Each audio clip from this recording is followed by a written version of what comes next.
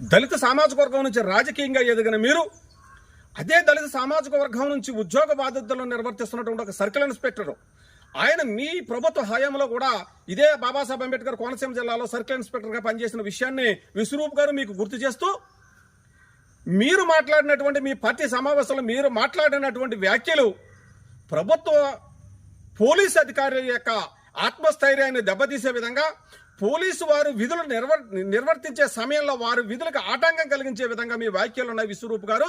ఇది మీకు తగదు అని చెప్పేసి నేను మీకు తెలియపరుస్తా ఉన్నాను. ఎంచేతనంటే బాబాసాహెబ్ అంబేద్కర్ గారు రాజ్యాంగం ద్వారా మీరు ఎన్నికైతే ప్రజాప్రతినిధిగా ఉద్యోగ కొలువులు పదవులు మీరు పొందితే అదే బాబాసాహెబ్ అంబేద్కర్ గారు రాసిన రాజ్యాంగం ద్వారా పోలీసు ఉద్యోగం పొందినటువంటి ప్రశాంత్ కుమార్ గారు కూడా దళితుడే. ఉద్యోగం చేసేటువంటి సమయంలో మీ ప్రభుత్వంలో ఆయన ఉద్యోగం చేస్తే మరి మీరు అప్పుడు ఎందుకు హెచ్చరించలేదు, ఇప్పుడే ఎందుకు హెచ్చరిస్తా ఉన్నారు?